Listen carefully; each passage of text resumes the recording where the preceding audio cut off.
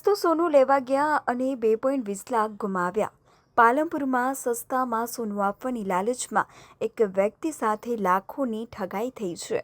આરોપીએ કહ્યું કે ખોદકામ દરમિયાન સોનું મળી છે અને બજાર ભાવ કરતાં ઘણું સસ્તું વેચીશું। વિશ્વાસ જીતવા માટે પહેલા અસલી સોનાના 2 મણકા પણ ચકાસણી માટે આપ્યા।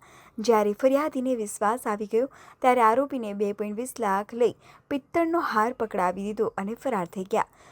ફરિયાદ મળતા પાલનપુર શહેર પશ્ચિમ પોલીસે સીસીટીવી ફૂટેજ અને ટેકનિકલ તપાસના આધારે બંને આરોપીઓને ઝડપી પાડ્યા। પોલીસે માત્ર આરોપીઓને જ નહીં પરંતુ ઠગાઈની 100% રકમ એટલે કે 2.20 લાખ પણ રિકવર કરી છે।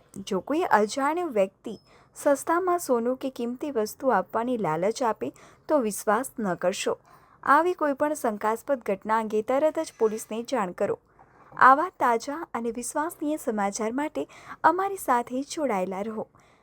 અહેવાલ દિલીપસિંહ રાજપૂત, વાવ, થરાદ, બનાસકાંઠા।